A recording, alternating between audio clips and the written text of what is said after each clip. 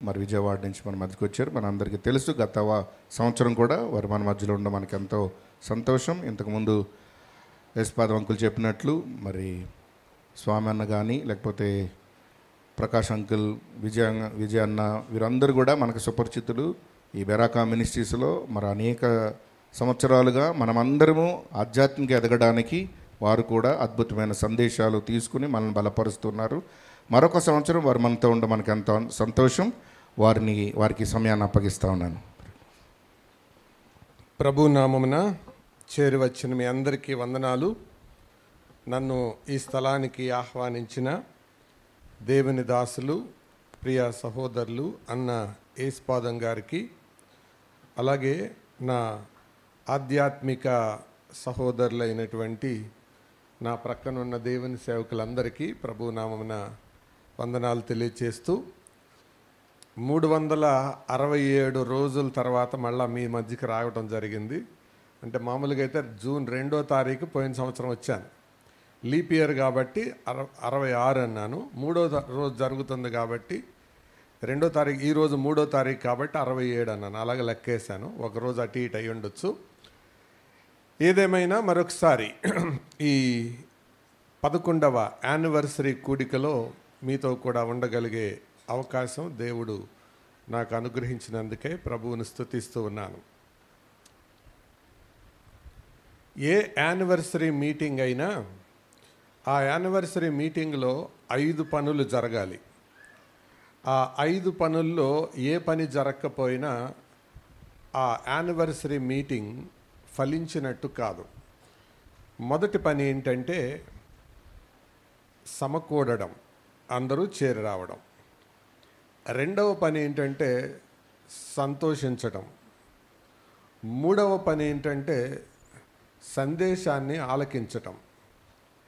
నాలుగవ పని ఏంటంటే స్వపరీక్ష చేసుకోవడం. ఐదవ పని ఏంటంటే సమర్పించుకోవడం. గుర్తున్నాయా? మొదటి పని ఏంటి? సమకూడడం, అందరూ కూడి దేవుని సన్నిధికి రావడం. రెండవ పని ఏంటి? సంతోషించడం. సంతోషించడం అంటే ఒకరొకరు కలుసుకోవడం ద్వారా, ఆయనను స్తుతించడం ద్వారా, పాటలు పాడడం ద్వారా సంతోషించటం. మూడవ పని సందేశాన్ని ఆలకించడం. నాలుగవ పని ఆలకించిన సందేశంలో నుంచి మనల్ని మనమే స్వపరీక్ష చేసుకోవడం.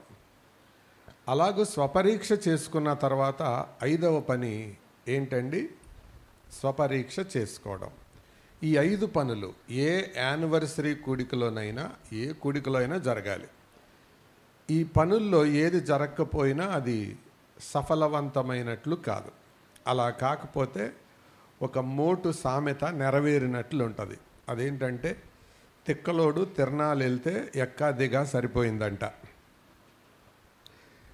ఎవరు వెళ్ళాడు తిరణాలకి? చెప్పండి. తిక్కలోడు తిరణాలకి వెళ్ళాడు.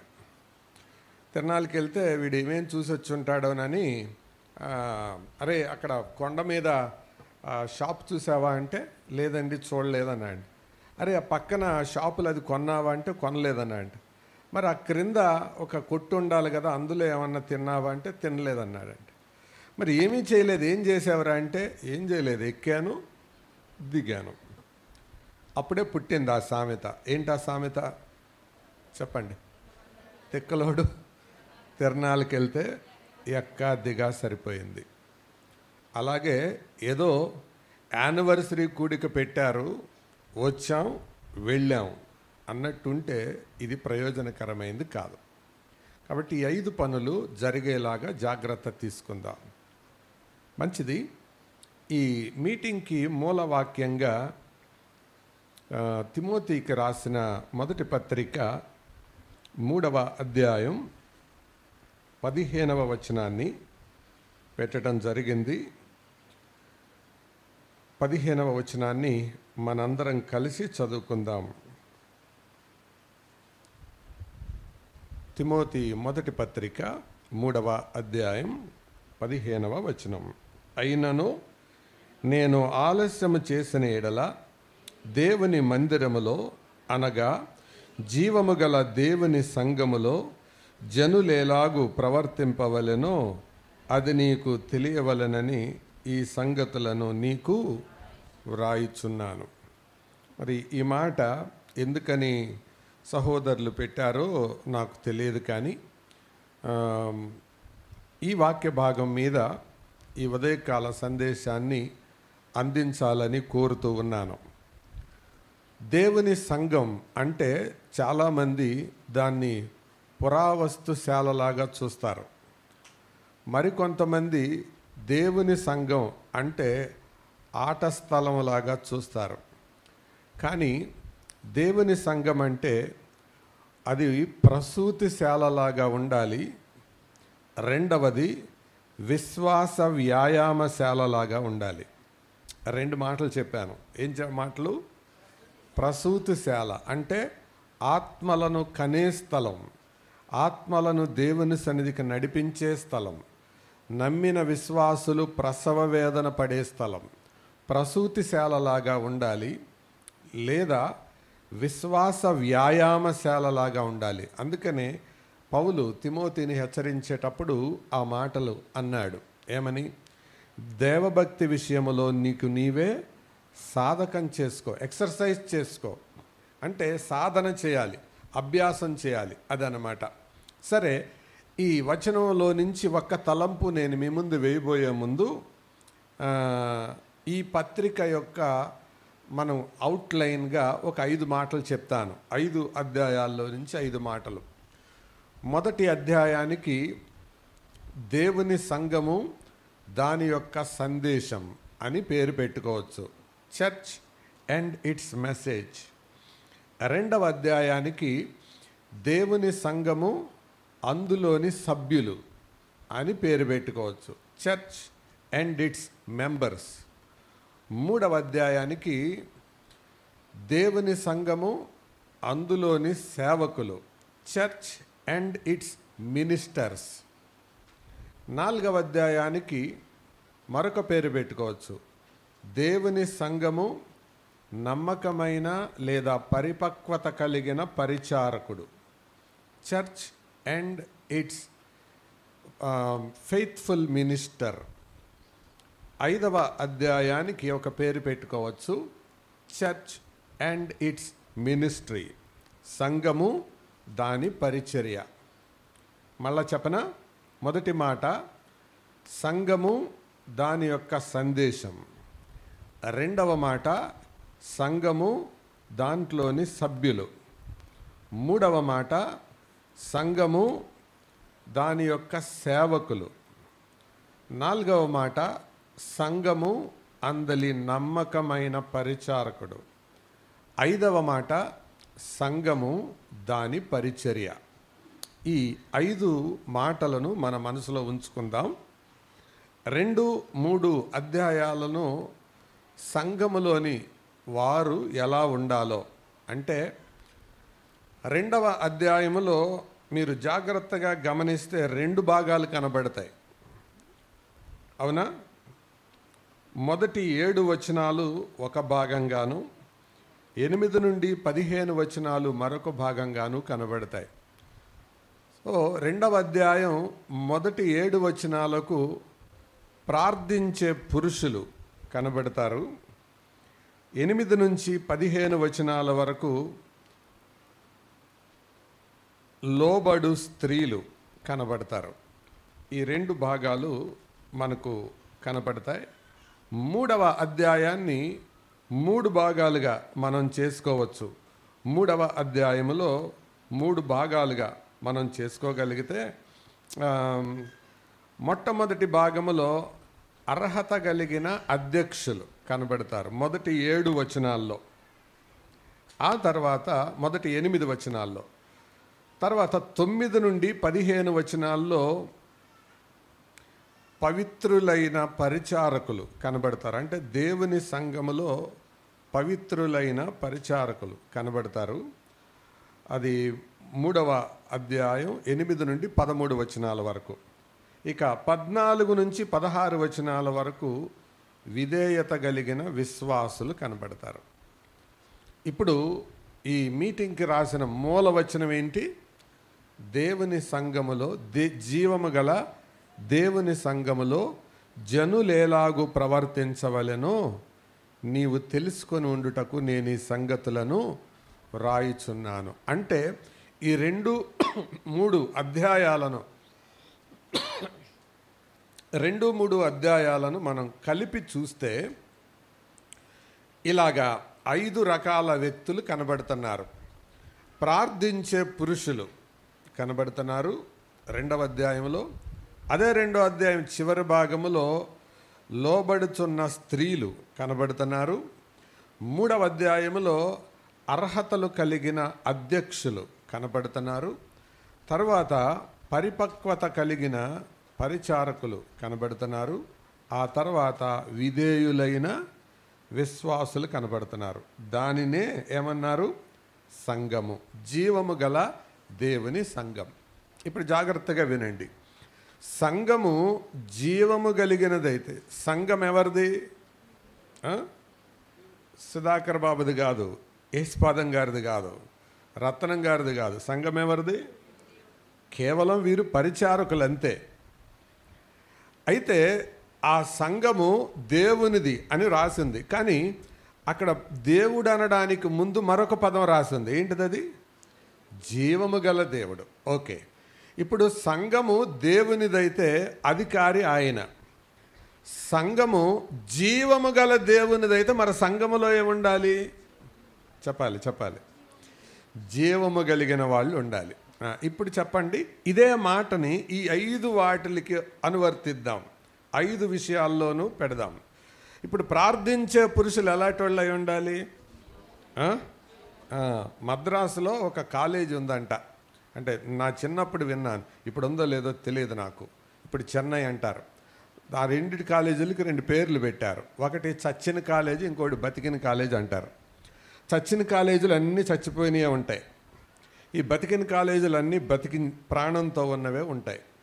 అలాగే సంఘము జీవము కలిగిన దేవునిదైతే సంఘములో ఏముండాలి? చెప్పాలి, జీవం ఉండాలి. జీవమున్న సంఘం తప్పకుండా ఉజ్జీవ పదములోనికి వెళ్తుంది. జీవమున్న సంఘం ఏమవుతుంది? ఉజ్జీవ పదములోనికి వెళ్తుంది. అలాగూ ఉజ్జీవ పదములోనికి సాగాలంటే సంఘములో ఉండేవాళ్ళు ఈ 5 రకాల వాళ్ళు అయి ఉండాలి. ఎవరు? ప్రార్థించే పురుషులు, లోబడే స్త్రీలు, అర్హత కలిగిన అధ్యక్షులు, పరిపక్వత కలిగిన పరిచారకులు, విధేయులైన విశ్వాసులు. ఈరోజు దేవుని వాక్యాన్ని ఈ యానివర్సరీ సందర్భంగా వినే అందరూ కూడా మీరు ఏ సంఘము నుంచి వచ్చారో, ఏ సంఘములోనైనా ఏదో ఒక పాత్రలో మీరు ఒదిగుంటారు.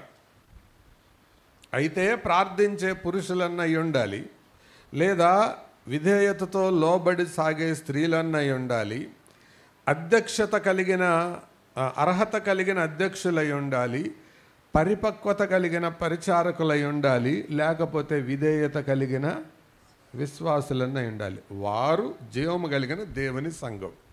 ఈ 5 ఎక్కడ నీవు మ్యాచ్ అవ్వట్లేదంటే బహుశా నువ్వు సంఘానికి చెందిన మనిషివి అయి ఉండకపోవచ్చు. అయితే ఆ జీవము కలిగిన సంఘములో ఉండే జీవము కలిగిన ఒక విశ్వాసిని ఈ ఉదయకాలం మీ ముందుకు తేవాలని కోరుతున్నాను. దానికంటే ముందు 3వ అధ్యాయం 15వ వచనాన్ని మళ్ళా చదువుదాం. రండి, కలిసి చదువుదాం. అయినను నేను, పెద్దగా చెప్పండి, అయినను నేను ఆలస్యము చేసిన ఎడల దేవుని మందిరములో, అనగా జీవము గల దేవుని సంఘములో జనులేలాగు ప్రవర్తింపవలెనో. అక్కడ ఒక అంకె వేసింది కదా, ఏం వేసింది? అంకె 5. అక్కడ ఏం రాసింది? అంటే జనులు ఎలాగూ ప్రవర్తించాలో తెలుసుకోవాలంటే అసలు ముందు నువ్వు ఎలా ప్రవర్తించాలో తెలుసుకోవాలి. మన కవి గారు అన్నారు కదా, దేశమంటే మట్టి కాదోయ్, దేశమంటే మనుషులోయ్. అలాగే సంఘమంటే కట్టడం కాదోయ్, సంఘమంటే విశ్వాసులోయ్ అని అర్థం అన్నమాట. సంఘం అంటే ఇది కాదు, అర్థమైందా? మిగతా వారికి మనకు తేడా ఏంటంటే, మిగతా వాళ్ళు లేకపోయినా దేవుడు అక్కడే ఉంటాడు. కానీ మనందరం వెళ్ళిపోతే దేవుడు ఇక్కడ ఉండడో. ఎందుకు ఉండడో తెలుసా? అది ఆయన వాగ్దానం. ఎక్కడ 2, 3 నా నామమున కూడి ఉంటారో అక్కడ నేను వారి మధ్య ఉంటానన్నాడు. కాబట్టి ప్రభు ఇక్కడ ఉండే సమయం ఏది అంటే కనీసం 2 ఆయన నామంలో కూడే సమయం. ఆ ఆఖరి మనిషి కూడా బయటికి వెళ్ళిపోయాడు అనుకోండి, ఇంకా ప్రభు ఉండడు అక్కడ. ఆయన జీవము కలిగిన దేవుడు కాబట్టి జీవము కలిగిన మనుషుల మధ్యలోనే ఉంటాడు ఆయన. అయితే ఆ జీవము కలిగిన విశ్వాసిగా నేను నా సంఘములో ఎలా ఉండాలి? ఒక విశ్వాసిగా నా సంఘములో, నేనున్న సంఘములో, అది ఎక్కడైనా కావచ్చు, అది బీరంగూడానా, కుకట్పల్లె, మియాపూర, లేకపోతే మరొక స్థలమా, విజయవాడ, ఎక్కడైనా కూడా జీవము కలిగిన సంఘములోని విశ్వాసి ఎలా ఉండాలో ఒక విశ్వాసిని నేను మీ ముందుకు తీసుకురావాలని కోరుతూ ఉన్నాను. రండి, కొన్ని పేజీలు ఎడం ప్రక్కకు తిప్పితే కొలస్సీలకు రాసిన పత్రిక, కొలస్సే పత్రిక 1వ అధ్యాయం 7వ వచనాన్ని మనం చదువుదాం. కొలస్సే పత్రిక 1:7 నేను చదువుతున్నాను. 7, 8 2 వచనాలు. ఎపఫ్రా అను మా ప్రియుడైన తోడి దాసుని వలన మీరు ఈ సంగతులను నేర్చుకొంటిరి. అతడు మా విషయములో నమ్మకమైన క్రీస్తు పరిచారకుడు. అతడు ఆత్మయందలి మీ ప్రేమను మాకు తెలిపినవాడు. దేవుని సంఘములో ఉండే ఒక 5 రకాల వ్యక్తుల్ని మళ్ళీ ముందు చెప్తా. ఇంకొక 5 ఇది ఇందాక చెప్పింది ఒక 5, అది గుర్తుపెట్టుకోండి. ఇంకొక 5 రకాల వాళ్ళని చెప్తాను. మొదటి రకం ఎవరంటే అలంకారప్రాయులు. ఎవరు అంటే ఇక జస్ట్ నంబర్ కొరకు, సంఖ్య కొరకు ఉండేవాళ్ళు అలంకారప్రాయులు. రెండవ రకం ఉంటారు, వాళ్ళు ఎవరంటే ఆరంభశూరులు. అంటే రక్షించబడిన తొలి దినాల్లో భలే ఉత్సాహంగా ఉజ్జీవంగా ఉంటారు. వీళ్ళెవరు? ఆరంభశూరులు. మనకు ఒక సామెత ఉందిగా, ఆరంభశూరులు ఎవరని ఉంది? ఆంధ్రులు. అంటే ఒకప్పుడు మీరు కూడా ఆంధ్రులేలేండి, ఇప్పుడు తెలంగాణ వాళ్ళు అయ్యారు. కానీ ఆరంభశూరులు ఇదొక రకం. మూడవ రకం ఎవరంటే ఆడంబర నిపుణులు. అంటే వీళ్ళు ఎక్కడన్నా కనపడితే భలే హడావుడి చేస్తారు, ఆడంబరం, హడావుడిగా ఉంటారు. ఇది మూడవ రకం. నాలుగవ రకం ఎవరంటే ఆపదకారకులు. అంటే వాళ్ళు సంఘము మీదకి ఏం తీసుకొస్తారు? ఆపదలు తీసుకొస్తారు. ఐదవ రకం ఎవరంటే ఆశీర్వాద వాహకులు. ఎవరు? కాబట్టి ఈ 5గురిలో నువ్వు ఏదో ఒక కోవకు చెందుండాలి. అలంకారం అంటే ఏంటి అర్థం? ఊరికి అక్కడ ఉంటావు అంతే, దానికి నీకు పెద్ద సంబంధం ఏమి ఉండదు. ఉంటే ఉన్నారు అనుకుంటారు, లేకపోతే లేరు అనుకుంటారు. రెండవ రకం ఎవరని చెప్పాను? ఆరంభశూరులు. మీటింగ్ మొదట్లో చాలా ఉత్సాహంగా ఉంటారు, మీటింగ్ అయ్యేటప్పటికి కనపడరు. అలాగే రక్షించబడిన తొలి దినాల్లో భలే ఉంటారు, చివరి సమయంలో వాళ్ళు మళ్ళీ కాలం గడిచే కొద్దీ ఉండరు. ఆ తర్వాత ఎవరని చెప్పాను? ఏమండి? ఆడంబరంగా ఉండే వాళ్ళు ఉంటారు, అందులో నైపుణ్యం ఉంటారు. అంటే ఎవరైనా మనుషులు కనపడితే చాలా హడావుడి ఆడంబరం చేస్తారు. మరికొంతమంది దేవుని సంఘం మీదకి ఆపదలు, సమస్యలు తీసుకొచ్చేవారు, సమస్యలు సృష్టించేవారు అయి ఉంటారు. కానీ చాలా కొద్ది మంది ఆశీర్వాద వాహకులు ఉంటారు. ఈరోజు సంఘానికి ఒక ఆశీర్వాద వాహకునిగా ఉన్న ఈ వ్యక్తి గురించి నేను మీతో చెప్పాలని కోరుతున్నాను. ఆయన పేరు ఎపఫ్రా. ఎవరండి? ఎపఫ్రా. చదువుదాం రండి ఆయన గురించి. మొదటి మాట, ఈ దేవుని సంఘానికి అలంకారంగా ఉండే వాళ్ళ కోసం కాదు నేను చెప్పేది, అలాగే ఆడంబరంగా ఉండే వాళ్ళ కోసం కాదు, ఆరంభ శూరత్వం చూపే వాళ్ళ కోసం కూడా కాదు, ఆపద తెచ్చే వాళ్ళ కోసం కూడా కాదు. దేవుని సంఘానికి నేను ఒక ఆశీర్వాద వాహకంగా ఉండాలి అని అనుకునే వ్యక్తుల కోసం నేను ఈ మాటలు చెప్తున్నాను. అందుకే ప్రారంభంలో మళ్ళీ ఒక 5 మాటలు చెప్పాను, గుర్తుందా? యానివర్సరీ అప్పుడు ఏం జరగాలి, ఇది మధ్య మధ్యలో అడుగుతూ ఉంటాను. ఏం జరగాలి చెప్పండి, పెద్దగా చెప్పాలి, ఇంకా పెద్దగా చెప్పండి. Very good. సమకూడడం, సంతోషించడం, సందేశం ఆలకించడం, స్వపరీక్ష చేసుకోవడం, ప్రభుకి సమర్పించుకోవటం. ఓకే, మరి సంతోషంగా ఉన్నారా? ఒకసారి నవ్వండి చూద్దాం. రైట్. మొదటి మాట 7వ వచనం. ఎపఫ్రా అను మా ప్రియుడైన తోడిదాసుని వలన. ఎపఫ్రా గురించి దైవజనుడైన పౌలు ఇస్తున్న సాక్ష్యం ఏంటంటే, ఎపఫ్రా మా ప్రియుడు. అంటే దేవుని సంఘములో ఒక ప్రయోజనకరమైన ఆశీర్వాదకరమైన వ్యక్తిగా నేనుండాలి అనుకునే విశ్వాసి మొదటిగా దేవునికి, దేవుని సేవకులకు ప్రియుడై ఉంటాడు. ఏమై ఉంటాడు? Dear to heart. ప్రియుడు అంటే అర్థమేంటి? హృదయానికి దగ్గరగా ఉండేవాడని. దేవుని వాక్యం ఆలకిస్తున్న సహోదరులారా, సహోదరీలారా, మీరు ఉన్న సంఘములో మిమ్మల్ని నడిపిస్తున్న మీ సేవకునికి ప్రియులుగా ఉన్నారా, పరులుగా ఉన్నారా, పురుగుల్లాగా ఉన్నారా? ప్రియులుగా ఉన్నారా అంటే వారి హృదయానికి దగ్గరగా ఉన్నారా? పరులులాగా, పరాయోళ్ళకలాగా ఉన్నారా? లేకపోతే వాళ్ళు చెవిలో దూరిన పురుగుల్లాగా ఉన్నారా? ఎపఫ్రా గురించి ఎంత మంచి సాక్ష్యం ఇస్తున్నాడు ఆయన. ఏమని? మళ్ళీ చదవండి ఆ మాట. ఎపఫ్రా అను మా ప్రియుడు, మా ప్రియుడు. He's our beloved. మా ప్రియుడు. ప్రియులారా, దేవుని సంఘములో చాలామంది దేవుని సేవకులకు గుండె మీద కుంపట్లాగా ఉంటారు, మరికొంతమంది గుండెల్లోనే గుణపంలాగా ఉంటారు. చాలా తక్కువ మంది ఆ గుండెను దృఢపరిచే వైద్యములాగా ఉంటారు.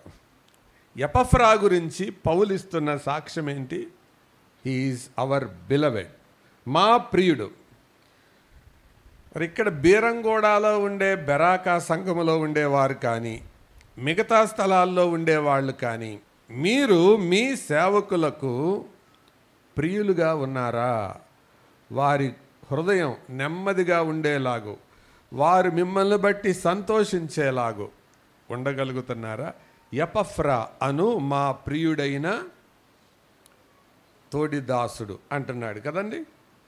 మరి దేవుని సేవకులకు ఎప్పుడు ప్రియులుగా ఉంటాం అని అంటే, దానికంటే ముందు దేవునికి ప్రియులుగా ఉండాలి. దేవునికి ప్రియుడిగా ఉన్నవాడు దైవ సేవకునికి ప్రియుడిగా ఉండడం పెద్ద కష్టమేం కాదు.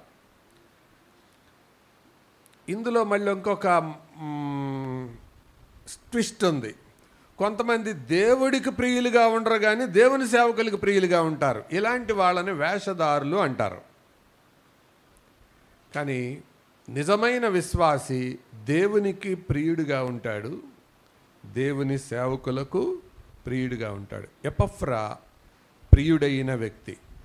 మరి ఈరోజు వాక్యం ఆలకిస్తున్న మీరు ఈ యానివర్సరీ డే రోజు నేను నా కాపరికి, నన్ను నడిపిస్తున్న సేవకునికి, నన్ను వాక్యం ద్వారా పోషిస్తున్న దైవజనునికి నేను ప్రియుడిగా ఉన్నానా? ప్రియుడిగా ఉన్నానా అంటే ప్రియుడు అంటే అర్థం ఏంటంటే, ఏదైనా ఒక విషయం సమస్య వచ్చిందనుకోండి, వెంటనే నీవు గుర్తుకు రావాలి. ఏదైనా ఒక భారం గుర్తొచ్చిందనుకోండి, దైవ సేవకునికి వెంటనే నీ పేరు మనసులోకి రావాలి. ఈమెతో, ఈ సహోదరునితో, ఈ సహోదరితో ఈ మాట పంచుకుంటే బావుండు. వారికి ఏదైనా సమస్య వచ్చిందనుకోని వెంటనే నీతో చెప్పగలిగే ఆ చనువు, ఆ ఆప్యాయత కలిగి ఉండాలి. అలాగున్నారా? అలాగున్నారా? కానీ చాలామంది అట్లా ఉండరు. ప్రియులు అంటే అర్థం ఏంటి? హృదయానికి దగ్గరగా ఉండేవాళ్ళు. నేను ఒక మాట అడుగుతాను, ఆదివారం చర్చికొచ్చి మళ్ళీ ఆదివారం కనపడే వాళ్ళని ప్రియులు అంటారా, పరులు అంటారా? పరులు. మరి మీరెవరు? ఆదివారం కనపడే వాళ్ళు కొందరు, ఇలాంటి స్పెషల్ మీటింగ్లప్పుడు కనపడే వాళ్ళు కొందరు. ఇక్కడ ఒక వాక్యం రాసి ఉంది, వీరు ఏంటిది? అపోస్తలుల బోధయందును సహవాసమందును రొట్టె విరుచుడి అందును ప్రార్థన చేయడి అందును ఎడతెగక. అంటే అర్థం ఏంటి? కంటిన్యూస్గా ఎడతెగక. కాబట్టి దేవుని సన్నిధిలో ఆ రీతిగా వారికి దేవుని సన్నిధిలో కూడుకోవడానికి కానీ దేవుని సేవకునితో ఆ సంబంధాన్ని కలిగి ఉండడానికి కానీ ప్రయత్నించాలి. వాళ్ళే ప్రియులు. ఈ స్థానంలో ఉన్నారా? ఈరోజు మనం వింటున్న సంగతి ఏంటి? దేవుని సంఘానికి ఆశీర్వాదవాహకమైన వ్యక్తి యొక్క లక్షణాలు. మొదటిగా ఏమంటాడు? అతడు దేవునికి, దేవుని సేవకునికి ప్రియుడై ఉంటాడు. రెండవ మాట చెప్తాను, రండి. 8వ వచనాన్ని చదువుదాం. 8వ వచనం చదవండి. అతడు మా విషయములో నమ్మకమైన క్రీస్తు ఏంటండి? పరిచారకుడు. ఏ మాట చెప్పండి? అది పరిచారకుడు అన్న ఈ పదం మూల భాషలో దాసుడు అని వాడబడింది.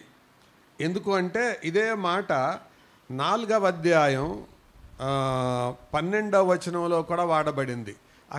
ఇక్కడ పరిచారకుడు అన్నాడు, అక్కడ ఇంకా పెద్ద పదం అన్నాడు. ఈ వ్యక్తి గురించి మాట్లాడుతూనే, మీలో ఒకడును క్రీస్తు యేసు దాసుడునైన ఎపఫ్రా. దాసుడు అన్న ఈ పదం మూల భాషలో జ్యూలాస్ అన్న పదం వాడబడింది. జ్యూలాస్ అన్న పదానికి అర్థం ఏంటంటే బానిస అని, దాసుడు అని. పనివాడికి దాసుడికి తేడా ఏంటంటే పనివాడు సమయ పరిమితులు పనిచేస్తాడు. పనివాడు సమయ పరిమితుల మధ్య పనిచేస్తాడు. దాసునికి సమయ పరిమితులు ఉండవు.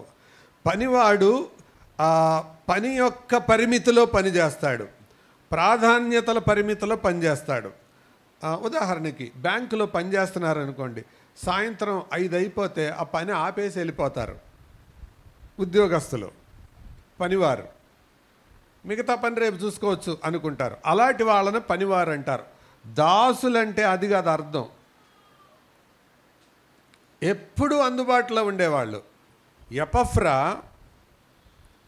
దేవుని సేవకులకు ప్రియుడిగా ఉండడం మాత్రమే కాదు, రెండవ మాట ఏంటది?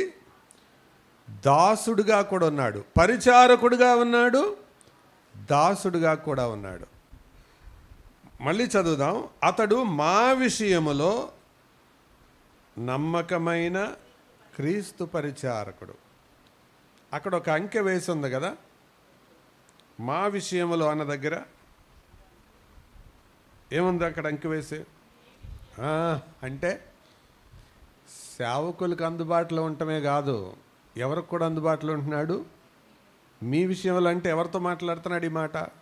సంఘంతో. అంటే సేవకులకు ఎంత అందుబాటులో ఉంటాడో సంఘస్థులకు కూడా అంతే అందుబాటులో ఉంటాడు. వాళ్ళ మీద వాళ్ళకి దాసుడుగా ఉన్నాడు. ఎలా ఉన్నాడు? దాసుడుగా. మిమ్మల్ని ఒక మాట్లాడుతున్నాను, సంఘములో మీరు దాసుల, సంఘములో మీరు బాసుల? ఎపఫ్రా గురించి అడిగితే ఏం చెప్తాడు? మా విషయమే కాదు, మీ విషయంలో కూడా అతడెవరు? క్రీస్తు పరిచారకుడు, దాసుడు. సహోదరులారా, దాసుడు అంటే అర్థం ఏంటి? ఏ పనికైనా సిద్ధంగా ఉండేవాడు, ఏ సమయంలోనైనా అందుబాటులో ఉండేవాడు.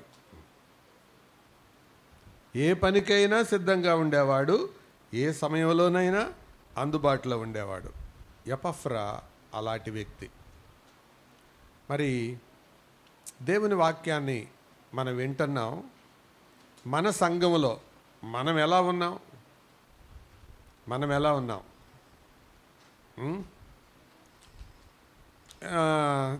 మేము ఈ వారం రాలేమండి, యూట్యూబ్లో చూస్తామండి, లేకపోతే ఈరోజుల్లో మనుషులు ఈ దీంట్లో పెరిగిపోయారు.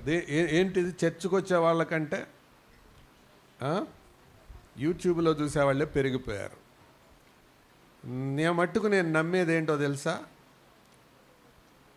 సంఘానికంటే యూట్యూబ్కి అలవాటయ్యే వాళ్ళు ఆరోగ్యకరమైన విశ్వాసులుగా ఉండలేరు. ఎందుకంటే పెళ్ళిళ్ళు యూట్యూబ్లో జరగవు, చూడటానికి చూడొచ్చు. సంసారాలు యూట్యూబ్లో జరగవు, సహవాసం యూట్యూబ్లో జరగదు. ఒక విశ్వాసి దేవుని సంఘానికి ఎలా ఉండాలి? అందుబాటులో.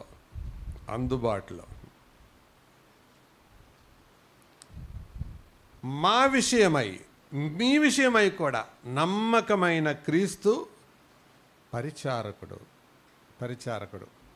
చెన్నైలో బెంజమిన్ అని ఒక బ్రదర్ ఉన్నారు. ఆయన ఇల్లు ఒక 10 ఎకరాల అంత స్థలంలో ఉంటుంది. ఆ లోపల గేట్ నుంచి లోపలికి వెళ్ళాలంటే మామూలుగా నడవడం కాదు, ఒక వాహనం మీదే వెళ్ళాలి. ఆయన చాలా గృహాలు కట్టాడు. అందులో ఒక మందిరానికి కూడా స్థలం ఇచ్చాడు. మందిరం కూడా ఉంది అక్కడ.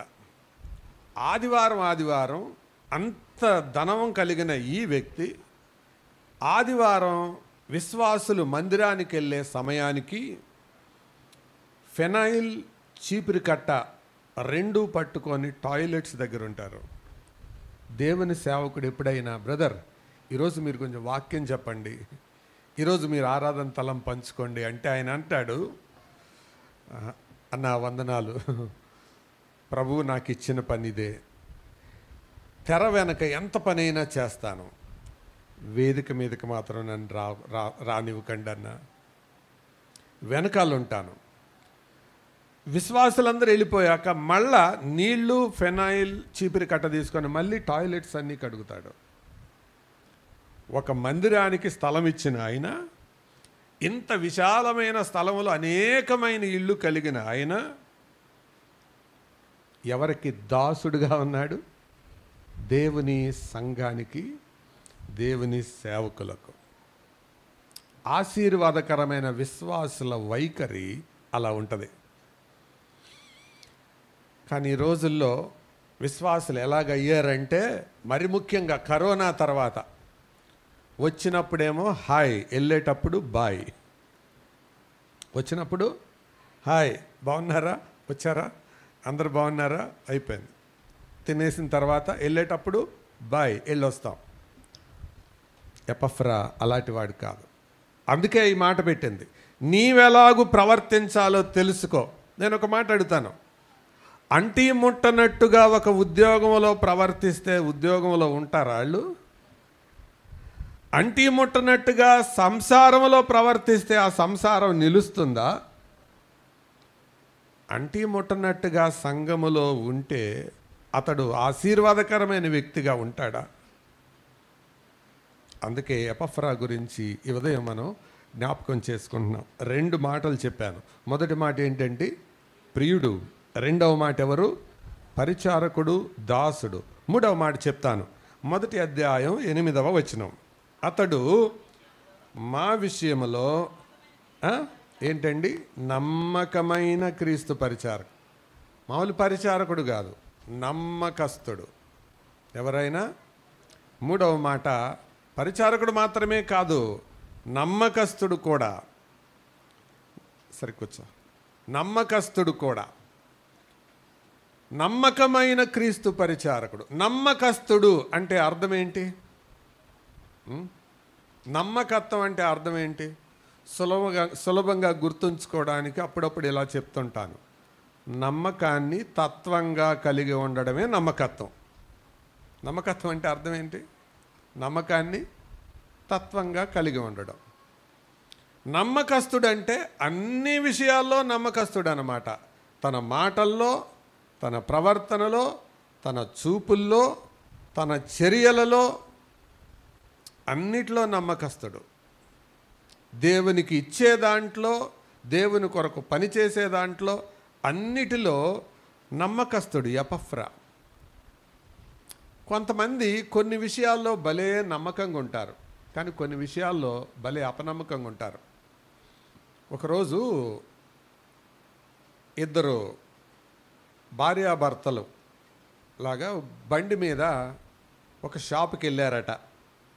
షాప్కి వెళ్ళి ఏమండి మాకు ఒక కేజీ ఏదో ఒక కేజీ మాకు ఇవ్వండి అని తీసుకున్నారు. అది తీసుకొని వెళ్ళిపోయారు. ఇద్దరు కలిసి బీచ్కి వెళ్ళారు. అదేదో తినేదానికోసం వాళ్ళు అడిగారు, కానీ ఆ తినే టైంకి ప్యాకెట్ ఓపెన్ చేస్తే దాని నిండా డబ్బులు ఉన్నాయి. మనమైతే ఏం చేస్తాం? మీరేం చేస్తారో, మామూలుగా మనుషులు ఏం చేస్తారో చెప్పనా? ప్రేమ నమ్మకం కలిగిన తండ్రి, నీ బంగారు పాదములకు వందనములు. నువ్వు అడుగు వాటికంటే, చెప్పండి, ఊహించు వాటికంటే అత్యధికంగా ఇచ్చే దేవుడు. నేను కేవలం తినేదానికోసం షాప్కి వెళ్ళాను, కానీ అసలు డబ్బులు కట్టలే వచ్చినాయి నాకు, నీకు స్తోత్రాలు అని చెప్పుకొని అనుకునేవాళ్ళు ఉంటారు సహజంగా మనుషులు. దానికి ఒక స్తుతికోటం పెట్టేవాళ్ళు కూడా ఉంటారు. కానీ వీళ్ళు ఏం చేశారంటే, ఆ డబ్బులు అరే ఈ మనవి కాదు కదా, ఎందుకు మన దగ్గర పెట్టుకుందాం అని గబగబా తీసుకొని షాప్కి వెళ్ళారు. వెళ్ళేటప్పటికి ఆ షాప్ ఓనర్ హడావుడి పడుతున్నాడు. సీసీ కెమెరా ఫుటేజ్ చూస్తున్నాడు.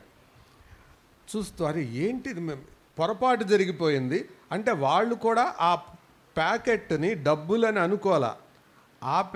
వేరే ప్యాకెట్ ఇవ్వబోయేటప్పటికి డబ్బులు ప్యాకెట్ ఇచ్చేశారు. ఏమైంది అని వెతుక్కుంటా ఉండే టైంలో వీళ్ళు వచ్చారు.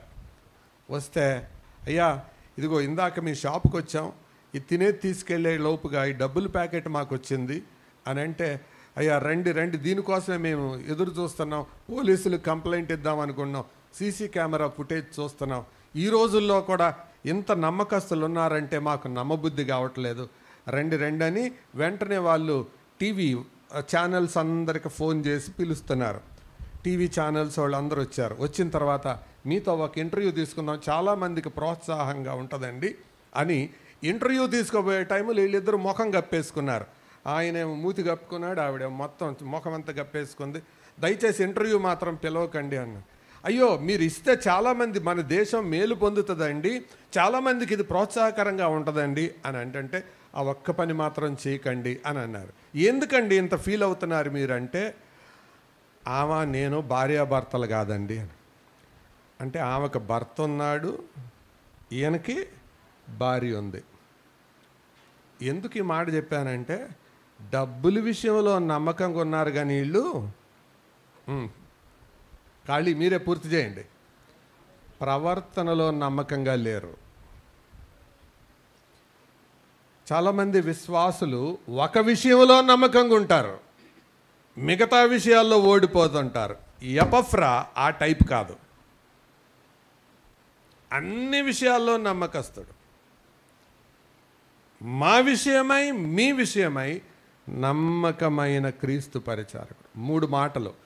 నా సందేశం దగ్గరిపోయినా పర్వాలేదు, కానీ ఈ పొడి మాటలు గుర్తుండాలి, జ్ఞాపకం పెట్టుకోండి. మొదటి మాట ఏం చెప్పాను? ప్రియుడు దేవుని సేవకుల హృదయానికి. రెండవ మాట పరిచారకుడు దాసుడు. మూడవ మాట నమ్మకస్తుడు. నాలుగవ మాట చెప్తాను. 1 అధ్యాయం 8వ వచనం. అతడు మా విషయములో నమ్మకమైన క్రీస్తు పరిచారకుడు, అతడు ఆత్మయందలి మీ ప్రేమను తెలిపినవాడు. అంటే ప్రేమను తెలిపేవాడు, ప్రేమను గురించి మాట్లాడేవాడు. Not negative qualities. కొలస్సే సంఘములో ఉండే లోపాల గురించి కాదు, కొలస్సే సంఘములో ఉండే లోపభూయిష్టమైన వ్యక్తుల గురించి కూడా కాదు. ఎవరి గురించి, దేని గురించి మాట్లాడతాడు? ప్రేమను గురించి. ప్రేమ, మీ ప్రేమను మాకు తెలిపినవాడు. ఏ డిక్లేరర్ ఆఫ్ లవ్. ప్రేమను గురించి తెలిపినవాడు. అంటే మనుషులలో, వ్యక్తులలో ఏ లక్షణాలైతే తీసుకోవచ్చో అవి మాత్రమే తీసుకుంటాడు. ఇలాంటి వ్యక్తి అపోస్తల కార్యాల్లో ఒక ఆయన కనపడతాడు, చూడొద్దులేండి. ఆయన బర్నబా. తన గురించి రాస్తూ ఈ మాట రాయబడింది: అతడు వచ్చి వారి మధ్యలో ఉన్న దేవుని కృపను చూచిన వాడై. ఏం చూశాడు? దేవుని కృప చూశాడు. అంటే ప్రారంభంలో ఏర్పడిన సంఘములో చాలా లోపాలు ఉంటాయి. సరిగా ప్రార్థన చేయడం రాదు, పాటలు పాడటం రాదు, ఆరాధించడం రాదు. కానీ అవి చూడలేదు. ఏం చూశాడు? దేవుని కృప చూశాడు. ఎపఫ్రా కూడా ఏమి మాత్రమే చూస్తున్నాడు? ప్రేమను. అంటే he sees the only good in others. ఇతరులలో ఉండే మంచిని, సుగుణాలను, మంచి లక్షణాలను ప్రేమించేవాడు, వాటినే తెలియజేసేవాడు. ఇందాక అన్న వాక్యం చెప్పేటప్పుడు పెళ్లి గురించి చెప్పారు కదా. మామూలుగా మిమ్మల్ని ఒక మాట అడుగుతాను, జాగ్రత్తగా ఆలోచించి జవాబు చెప్పండి. మీరు పెళ్ళికి వెళ్ళారు, ప్రోగ్రాం అంతా చాలా బాగా జరిగింది, కానీ మీకు భోజనం దగ్గర సరిగా అందలేదు. పెళ్ళి బాగా జరిగిందని చెప్తారా, బాగా జరగలేదని చెప్తారా? మందిలో మాట కాక మనసులో మాట చెప్పండి. కార్యక్రమం అంతా బాగా జరిగింది, మనకేమో సరిగా ఎవరు పట్టించుకోలే, లేకపోతే ముక్కల బళ్ళ. ఇందాక భాషలో చెప్పాలంటే బాగా జరిగిందంటారా, బాగా జరగలేదంటారా? పెళ్ళి ఏమీ బాగా జరగలేదు, అంత ఆలస్యంగా అల్లరి చిల్లరగా జరిగింది, భోజనాలు మాత్రం అదిరిపోయినాయి. ఏం చెప్తాం మనం? ఎక్సలెంట్ అండి అంటారు కదా. అంటే మనం ఏదైనా ఒక వ్యక్తిలో లేకపోతే ఒక ఇన్సిడెంట్లో మనం చూసేది ఏంటి? మనకు నచ్చితేనే మెచ్చుకుంటాం, నచ్చిన వాటినే మెచ్చుకుంటాం, వాటి గురించే మాట్లాడతాం. నచ్చని వాటి గురించి, సహజంగా మనిషి నైజం నెగిటివిటీ గురించి ఎక్కువ మాట్లాడుతుంటారు. ఎపఫ్రా అలాంటి వ్యక్తి కాదు. అందుకనే ఈ విషయంలో సహోదరీయులు ఇంకెక్కువ జాగ్రత్తగా ఉండాలి. ఎందుకో తెలుసా? మాటలు పురుషుల మధ్యలోనూ మారుతాయి, స్త్రీల మధ్యలోనూ మారుతాయి. ఎందుకు జాగ్రత్తగా ఉండాలంటే స్త్రీల మధ్య ఇంకా స్పీడ్గా వెళ్తుంది. అంటే ఈ స్త్రీల మధ్య మాటలు అనేది 10G ఇంటర్నెట్ కంటే స్పీడ్ అనమాట. ఇప్పుడు ఉంది ప్రజెంట్ 5Gనే. దీనికన్నా సిగ్నల్ ఎక్కడైనా కొంచెం ఏమంటారు, అది బఫర్ అవుతుంటుంది. కానీ వీళ్ళ దగ్గర మాటలు భలే వేగంగా వెళ్ళిపోతుంటాయి. అందుకే ఒక ఆయన చెప్పేవాడు, దేవుని సేవకుడు, సిస్టర్స్ ఆర్ ట్రాన్సిస్టర్స్ అనేవాడు. సిస్టర్లు ఎవరు? ట్రాన్సిస్టర్లు లాంటి వాళ్ళు. అంటే ఒక మాట చెవిలో పడితే వేగంగా దాన్ని పాస్ ఆన్ చేసేదాకా, అక్క ఆవిడ గురించి తెలుసా నీకు, ఎవరితో చెప్పకే అని అందరితో చెప్తారు.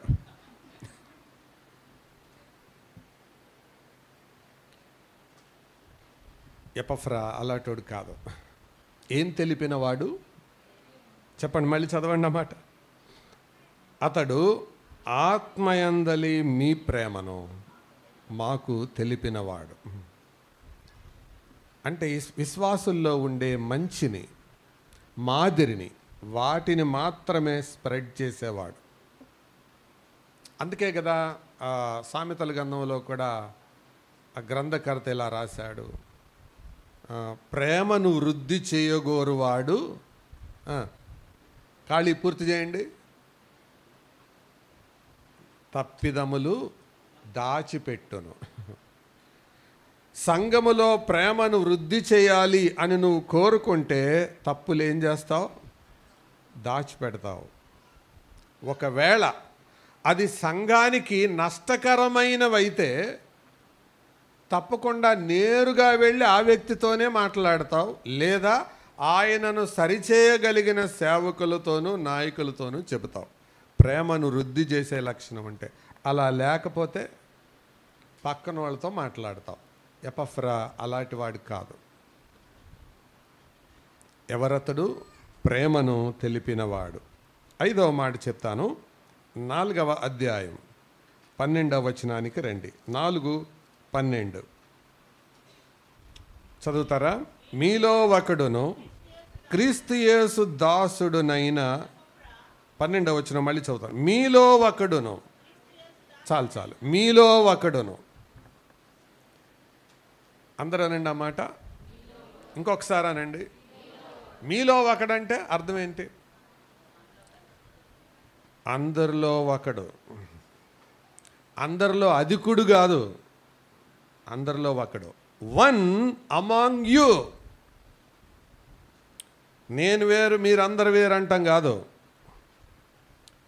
మీలో ఒకడు, వన్ అమాంగ్ యూ. ఇది అతని దీనత్వం. అంటే ఎక్కువగా ప్రయాసపడింది తనే, కానీ ఎంచుకునేటప్పుడు చూసే వాళ్ళకి ఎలా కనబడుతున్నాడు? మీలో ఒకడు, వన్ అమాంగ్ యూ.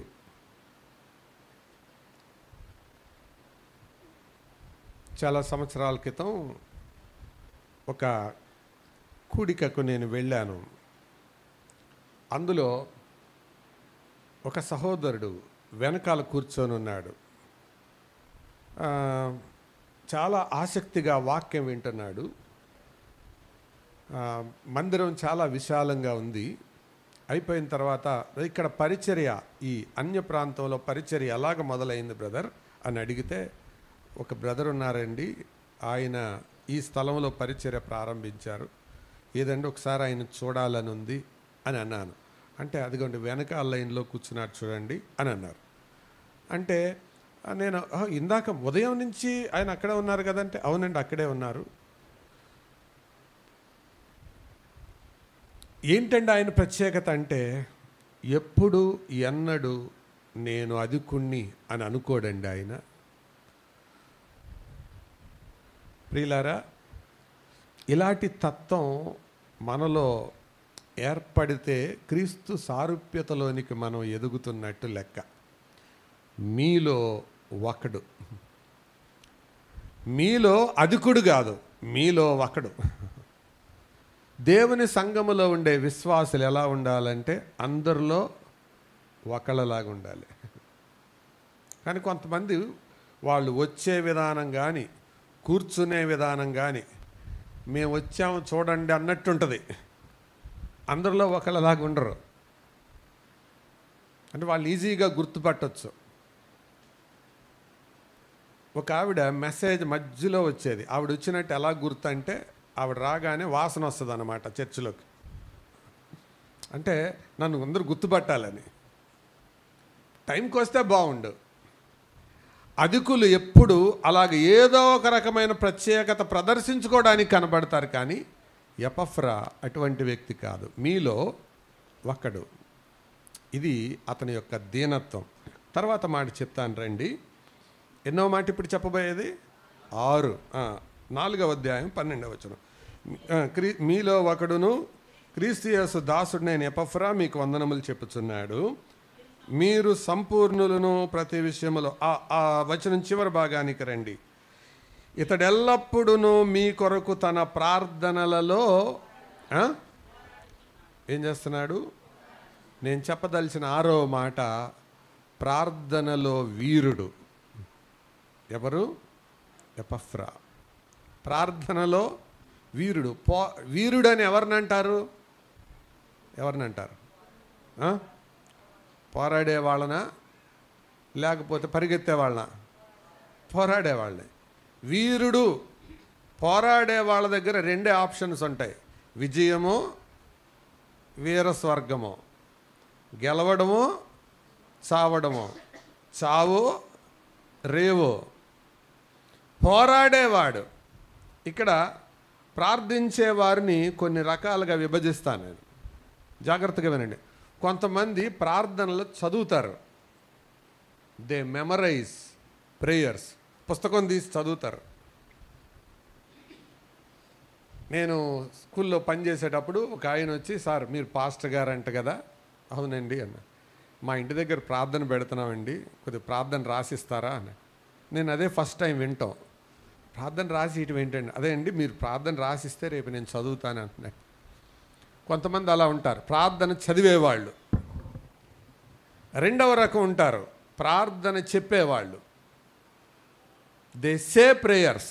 అంటే ప్రార్థన చెప్పడం అంటే ఒక పచారీ కొట్టుకెళ్ళి చెప్తారు చూసారా, కందిపప్పు పావు కిలో, మినపగుళ్ళు అరకిలో, బియ్యం కిలో అన్నట్టు ప్రార్థన చెబుతారు. మూడవ రకం ఎవరంటే ప్రార్థన చేసేవాళ్ళు.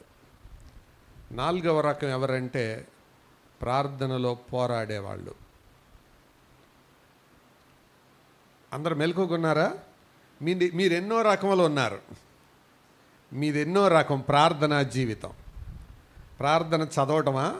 మోస్ట్లీ కాదని నేను అనుకుంటున్నాను. రెండవది ఏంటి? ప్రార్థన చెప్పటమా? లేదు ప్రార్థన చెయ్యడమా?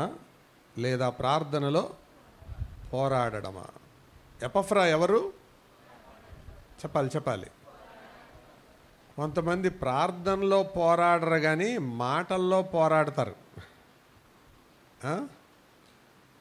భార్యాభర్తకు తగాదు వచ్చిందంటే ఒక్క పట్టాన తెగదు. ఒక ఊరు నిజంగా జరిగింది చెప్తున్నాను. ఒక ఊరిలో ఆ సంఘ పెద్ద భార్య ఇద్దరు ఆదివారం పూట పోట్లాడి పెట్టుకున్నారు. ఇప్పుడు ఆదివారం ఆ వాదన మొదలయ్యి ముగించేటప్పటికి వీళ్ళిద్దరు టైం చూసుకుంటే 9:15 అయింది. 10 గంటలకి వీళ్ళు ఆరాధనకి వెళ్ళాలి. అప్పుడు భర్త అన్నాడు, సరే ఎంతటితో ఆపు, మిగతాది ఆరాధన నుంచి వచ్చాక కంటిన్యూ చేద్దాం. ఇంతటితో కామానే, ఫుల్ స్టాప్ కాదు. మాటల్లో పోరాడే వాళ్ళు ఉన్నారు, నేను గెలవాలి అన్నట్టు వాదించే వాళ్ళు ఉన్నారు. కానీ ఎపఫ్రా గురించి రాయబడిన మాట ఏంటో తెలుసా? అతడు ప్రార్థనలలో పోరాడువాడు. Wrestling in prayer. పోరాడేవాడికి చెమట పడుతుంది. ఇందాకన్న వాక్యం చెప్పేటప్పుడు ఒక మాట అన్నారు, సంఘం అంటే ఆట స్థలం కాదు, అది పోరాట స్థలం. అందుకే నేను ప్రారంభంలోనే చెప్పాను, సంఘాన్ని కొంతమంది ఆట స్థలంగా భావిస్తారు, కొంతమంది పురావస్తుశాలగా భావిస్తారు. కానీ ఇది ప్రసూతిశాల, రెండు వ్యాయామశాల. ఎక్సర్సైజ్, స్పిరిచువల్ ఎక్సర్సైజ్ జరగాలి సంఘములో. అందుకే ఈ మూలవచనం మనం జ్ఞాపకం పెట్టుకుందాం. జీవము కలిగిన దేవుని సంఘములో నువ్వెలా ప్రవర్తించాలో తెలుసుకోవడానికి ఈ సంగతులు మనం వింటూ ఉన్నాం. ఎపఫ్రా ఎవరు? ప్రార్థనలో పోరాడేవారు. పోరాడేవాళ్ళు ఎట్లుంటారు? మీకు అర్థమవటానికి ఒక ఉదాహరణ చెప్తాను. మన ప్రార్థనా కూటాలు సహజంగా ఎంత నిస్సత్తుగా ఉంటాయో చెప్పలేం. పోరాడడం అంటే అర్థం ఏంటో తెలుసా? ఒక 8 అడుగుల తాసుపాముని నిన్ను ఒక గదిలో పెట్టి తలుపేసేసి నీ చేతికి ఒక కర్ర ఇచ్చి, అమ్మ అదైనా గెలవాలి, నువ్వైనా గెలవాలి అని తలుపులేసారు అనుకో. అప్పుడు ఉంటుంది చూశారు తత్వం. ఏ తత్వం? పోరాడే తత్వం. ఆడవాళ్ళు అయితే ఏం చేస్తారు? ఈ కొంగు తిప్పి దోపి, మగవాళ్ళు అయితే ఏం చేస్తారు? తీసి ఇలా మడిసి అక్కడ ఎంతమంది ప్రార్థన చేస్తారు నిజంగా? ఒకవేళ ప్రార్థన చేస్తే కనుక ఎట్లుంటుంది? కళ్ళు మూసుకొని ప్రేమానమ్మకం కలిగిన తండ్రి అని అంటా ఉంటే పక్కన బుస్ అని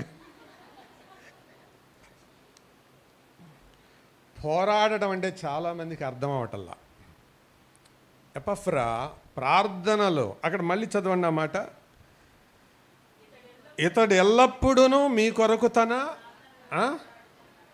ఆ మాటే కావాలి, అక్కడే సౌండ్ డౌన్ చేసేస్తున్నారు మీరు. ఇతడు ఎల్లప్పుడూ మీ కొరకు ప్రార్థనలు అనుందా?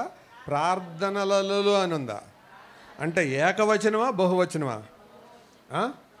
అంటే ఎపఫ్రా ప్రార్థన చేసేది ఎప్పుడు చేసినా ఎలా ఉంటుంది? అది పోరాటం లాగే ఉంటుంది. ఎప్పుడు ప్రార్థన చేసినా, ఒంటరిగా చేసినా అలాగే ఉంటుంది, కుటుంబంలో చేసినా అలాగే ఉంటుంది, సంఘములో చేసిన అలాగుంటుంది. ఎపఫ్రా ఎవరు? ప్రార్థన వీరుడు. ఇలాంటి వాళ్ళు దేవుని సంఘానికి ఆస్తి లాంటి వాళ్ళు, వాళ్ళే ఆశీర్వాదకరమైన వాళ్ళు. పోరాడుతున్నామా?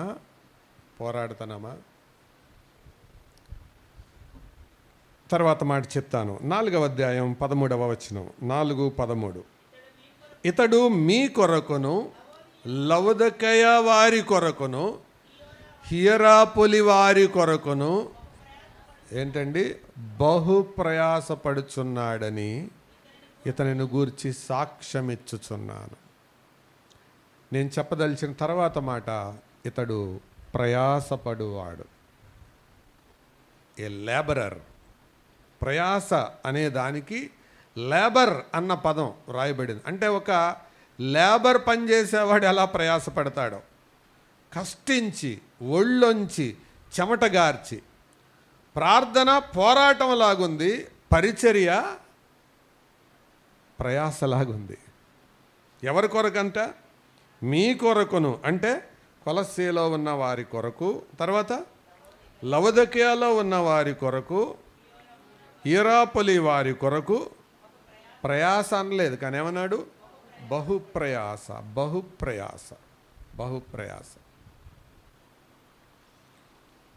ఒక 5 ఏళ్ల క్రితం కేరళకి వెళ్ళినప్పుడు ఒక ఇంట్లో స్తుతి కూడిక జరుగుతుంటే ఆ కూడికలో ఒక 98 సంవత్సరాల ముసలాయన సాక్ష్యం చెప్తున్నాడు. ఆయన సాక్ష్యం చెప్తుంటే మీటింగ్లో వినేవాళ్ళందరూ నవ్వుతున్నారు. ఆయన మలయాళంలో చెప్తున్నాడు, నాకు మలయాళం రాదు. నేను ఆ పక్కన కూర్చున్న ఆయన్ని అడిగాను, ఎందుకు వీళ్ళు నవ్వుతున్నారు అంటే, ఆయన కూడా నవ్వుతున్నాడు. ఎందుకు నవ్వుతున్నారు అని అంటే, ఆయన నవ్వుతూ నేను తర్వాత చెప్తాను అన్నాడు. సరే, వాక్యం అయిపోయింది, భోజనం చేస్తున్నాం. భోజనం చేసేటప్పుడు నా మనసులో ఇదే ఒక ఆలోచన పడిపోయింది, ఎందుకు వీళ్ళు నవ్వుతున్నారు అని తెలుసుకుందామని. అడిగితే అప్పుడు భోజనం చేసేటప్పుడు, అవును ఇందాక అడిగారు కదా మీరు అని చెప్తున్నారు. మా సంఘంలో 4 సేవకులు ఉన్నాం. సంఘంలో ఎంతమంది? ఒక సంఘంలో 4 సేవకులు ఉన్నాం. మా సంఘంలో 80 మంది ఉన్నారు. 4 సేవకులు కలిసి ఒక 30 మందిని ప్రభువులోకి తీసుకొచ్చాం. కానీ ఈ ఒక్క ముసలాయన 50 మందిని ప్రభువులోకి తీసుకొచ్చాడు. వెంటనే వచ్చే ప్రశ్న ఏంటి? ఈయన ఏం చదువుకున్నాడు అని. నాకు కూడా అదే ప్రశ్న వచ్చింది. ఏం చదువుకున్నాడు అని అన్నా. ఆయనకి ఏం చదువు లేదు అన్నాడు.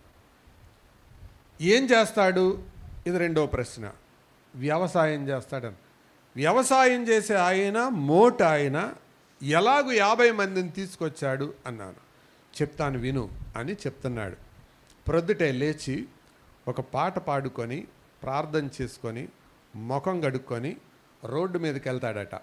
వెళ్ళి ఒక టీ దుకాణం దగ్గర ఆగుతాడట. ఆగి అక్కడ ఎవరైనా ముఖం మార్చుకొని విచారంగా ఉన్న వాళ్ళు కనబడితే వాళ్ళ దగ్గరికి వెళ్ళి వాళ్ళతో మాట్లాడుతూ పేరు అడిగి తెలుసుకొని వాళ్ళ సమస్య ఏంటో కనుక్కొని చర్చ్ అడ్రస్ ఇచ్చి ఈయన ఫోన్ నంబర్ ఇచ్చి అక్కడి నుంచి యేసు ప్రభువుని గురించిన సువార్త చెప్పి 1/2 టీ తాగే లోపల ఇదంతా పూర్తయిపోద్ది. అక్కడి నుంచి మళ్ళీ వేరే హోటల్కి వెళ్తాడు. అక్కడ ఒంటరిగా విచారంగా ఉన్న మరొక మనిషిని కలుసుకుంటాడు. సేమ్ 1/2 టీ చెప్తాడు. ఆ టీ తయారయ్యి తాగబోయే లోపు చర్చ్ అడ్రస్ చెప్పి సువార్త చెప్పి ఈయన ఫోన్ నంబర్ ఇచ్చి వెళ్తాడు. మళ్ళీ 3వ హోటల్కి వెళ్తాడు. అలా ఒక 3 హోటల్స్ ఉదయం పూట అయిపోతాయి. ఇంటికి రాగానే స్నానం చేసి టిఫిన్ చేసి పనికి వెళ్ళిపోతాడు, వ్యవసాయం చేస్తాడు. ఆ తర్వాత సాయంత్రం ఇంటికి వస్తాడు. ఆ సాయంత్రం పూట కూడికుంటే కూడికి వెళ్తాడు. కూడికి లేకపోతే మళ్ళీ సేమ్ ప్రొసీజర్. ఉదయం టీ హోటల్స్ దగ్గరికి వెళ్ళి ఆయన సాయంత్రం పూట మార్కెట్ ప్లేస్కి వెళ్తాడు. అక్కడ కొంతమందిని కలుసుకుంటాడు. ఇలాంటి వాళ్ళకి ఎవరైతే ఒంటరిగా ఉన్నారో దిగులుగా కూర్చున్నారో వాళ్ళ దగ్గరికి వెళ్ళి మళ్ళీ 1/2 టీ చెప్పి వాళ్ళతో పాటు టీ తాగుతూ యేసు ప్రభు గురించి వార్త చెప్పి ఆ రీతిగా ఎంతమందిని నడిపించాడు?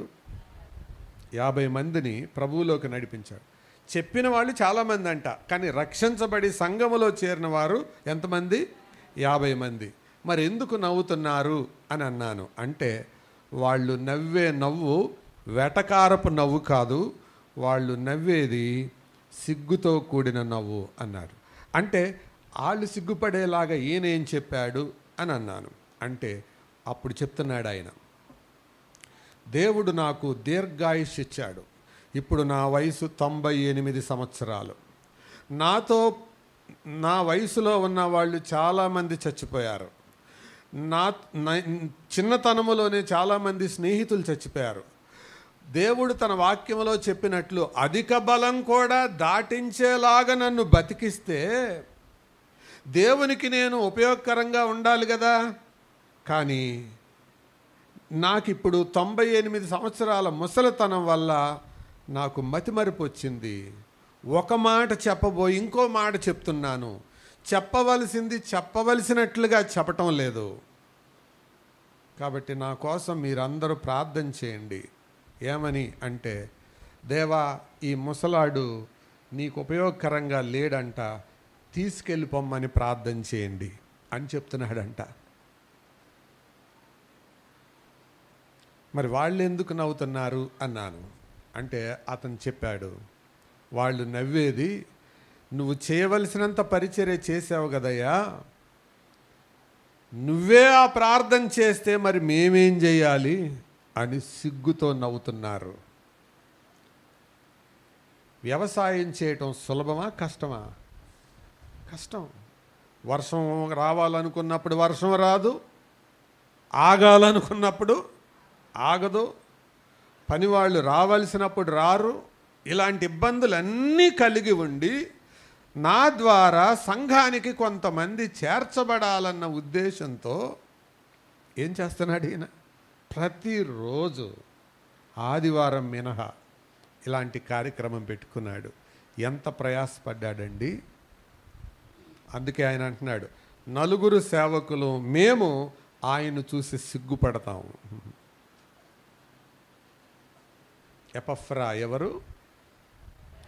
బహుగా ప్రయాసపడేవాడు. దేవుని సంఘములో ఉండేవాళ్ళు ఇలాంటి వాళ్ళేనా? ప్రయాసపడేవాళ్ళేనా? పడి నిద్రపోయేవాళ్ళేనా? అందుకే అప్పుడప్పుడు నాకు ఇలా అనిపిస్తుంది, కొంతమంది మందిరానికి వచ్చి నిద్రపోతారు. దేవుని సేవకులు ప్రభుదాస్ రెడ్డి గారని ఆయన ఉండేవాళ్ళు. ఆయన ఒక మాట అనేవాడు, అమ్మా 5 కిలోమీటర్ల ఆటో ఎక్కొచ్చి ఇంత దూరం వచ్చి నిద్రపోవాలా? ఆయన నిద్రేది ఇంటి దగ్గరే బాగూడదు.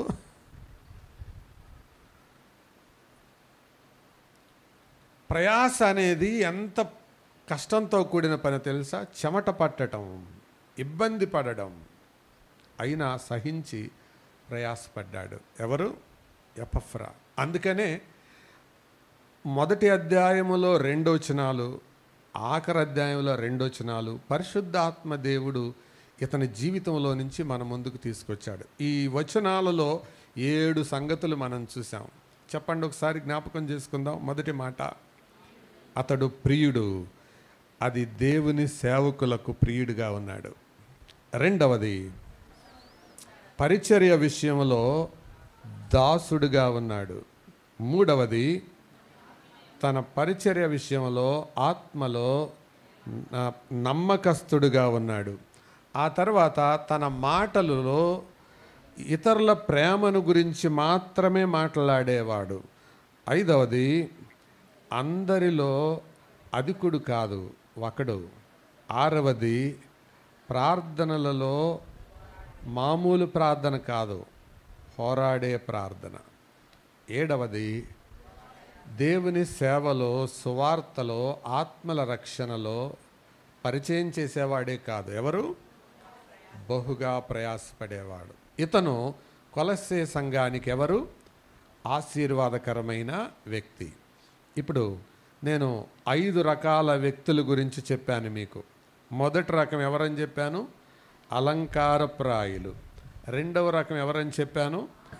ఆరంభ శూరులు. మూడవ రకం ఎవరని చెప్పాను? ఆడంబర నిపుణులు. 4వ రకం ఎవరని చెప్పాను? ఆపదకారకులు. 5వ రకం ఎవరని చెప్పాను? ఆశీర్వాద వాహకులు. మనుషులు 5 రకాలు.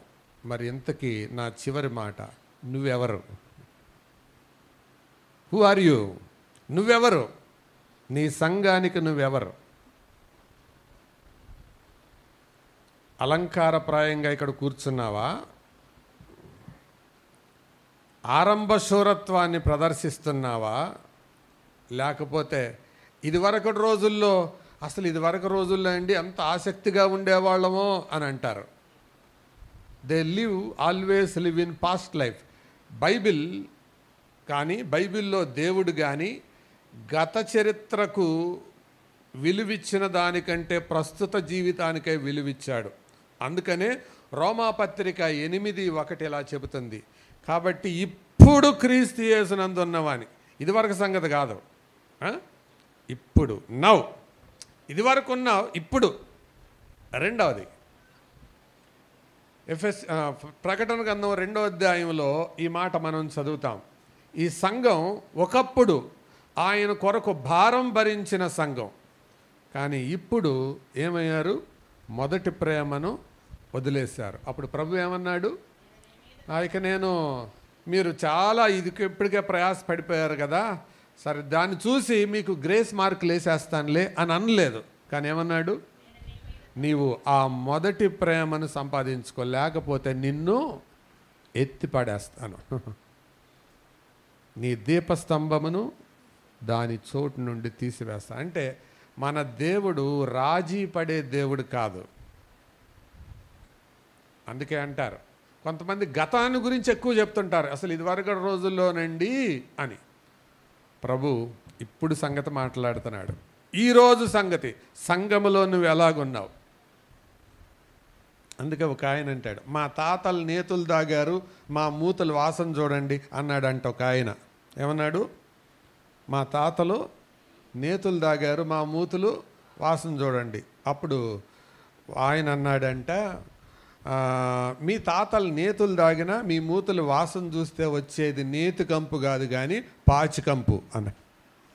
ఏం కంపు వస్తుంది? పాచి కంపే కొడుతుంది. ఆ తాతలు నేతులు దాగారు, వాళ్ళకి సరిపోయింది. ఒకప్పుడు బ్రతికిన దాని గురించి ప్రభువుకి అవసరంలా. ఇప్పుడు నిన్ను నీవు ప్రభువుకి అప్పగించుకోవడానికి ఇష్టపడుతున్నావా? అలాగైతే తలవంచు. ప్రభువా, నేను నా సంఘానికి ఒక ఆశీర్వాదకరమైన వ్యక్తిగా ఉంటాను, నన్ను కనికరించవా? నేను కేవలం ఒక అలంకారప్రాయునిగా, ఒక ఆడంబర శూరునిగా, ఒక ఆడంబర నిపుణునిగా, ఒక ఆపద కారకునిగా ఉండను ప్రభువా, ఒక ఆశీర్వాద కారకునిగా నా సంఘానికి ఉంటాను అని ఒక తీర్మానం కలిగి ఉండు. 5 పనులు జరగాలని ప్రారంభంలోనే చెప్పాను. సమకూడావు, గుడ్. సంతోషించావు, గుడ్. సందేశాన్ని ఆలకించావు, ఫైన్. మరి స్వపరీక్ష జరిగితే తర్వాత పని ప్రభువుకి సమర్పించుకో అన్న యేసుపాదం గారు ప్రార్థన చేసి ముగిస్తారు.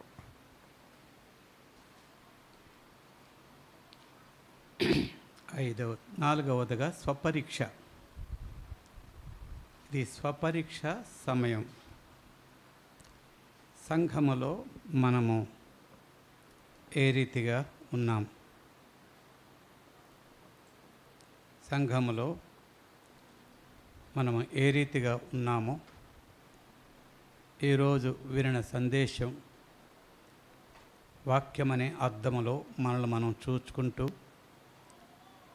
ఆయన వాక్యం ఎదుటికి మనం వచ్చి విన్న వాక్యం మన మనసుకు తెచ్చుకొని మన ముందు జీవముగల దేవుని సంఘములో జనులు ఎలాగో ప్రవర్తింపవలెనో అను మాట మీద ఈరోజు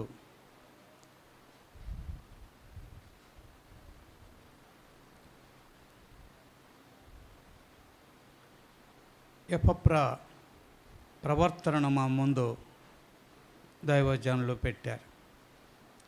ఎపప్రా నడవడి. అతడు మీలో ఒకడును, మన వంటి వాడే, మనలో ఒకడు. కానీ అతని యొక్క విశిష్ట లక్షణాలు సంఘమునకు ప్రయోజనకరంగా, సేవకునికి అందుబాటులో ఉంటూ, అటు ప్రభువుకు దేవుని సేవకుడికి ప్రియుడిగా, అతనికి అన్ని విషయాల్లో దైవజనుడికి దైవ సేవకునికి అందుబాటులో ఉంటూ ఉన్న ఎపప్రాను మనం చూస్తున్నాం. మనం కూడా వస్తూ పోయే అలంకార ప్రియులుగా కాక, వస్తూ పోయే వారంగా కాక,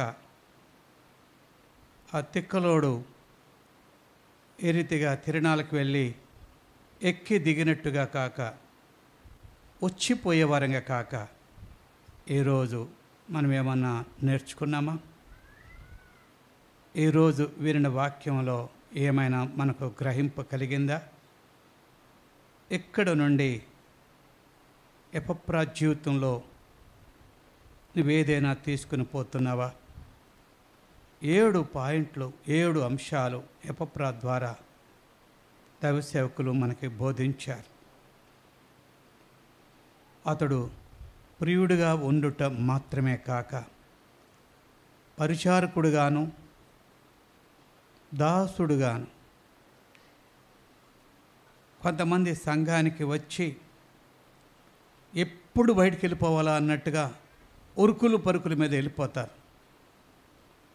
కానీ ఎపప్రా దైవ సేవకునితో అంటి పెట్టుకొని, పరిచారకుడిగా మాత్రమే కాక దాసుడుగా అంటి పెట్టుకుని, మందిరములో నేనింకేమైనా చేయాలా, ప్రభు కొరకు నేనేమైనా చేయాలా, సంఘం కొరకు నేనేమైనా చేయాలా అని అన్నట్టుగా, సేవకుని విడిచి వెళ్ళటానికి ఇష్టం లేనట్టుగా, సేవకునితో ఉండి ఇంకా ఏమైనా నేను చేయాలా అన్నట్టుగా, మందిరాన్ని విడిచి వెళ్ళటం ఇష్టం లేనివాడుగా, మందిరంలోనే ఉండి మందిరానికి సంఘానికి నేనేమైనా చేయాలా అని ఎదురు చూసే వ్యక్తిగా ఎపప్రాను దైవ సేవకులు మన ముందు పెట్టారు. మనమైతే ఆలస్యంగా వస్తాం,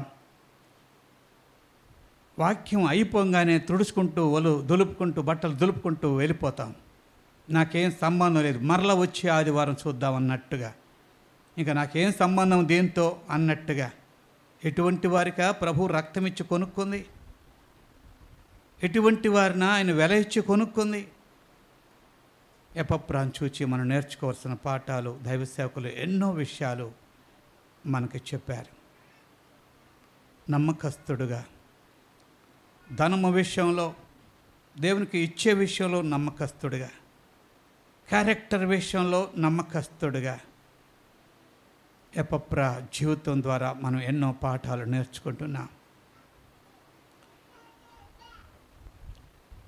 సంఘంలో ఎవరి గురించైనా ఏదైనా చెడు వింటే వ్యక్తుల గురించి ప్రచారం చేసే వ్యక్తులుగా ఉంటాం.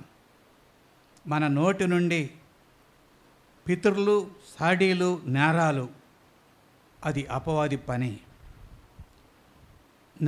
నేరాలు మోపేది అపవాది పని.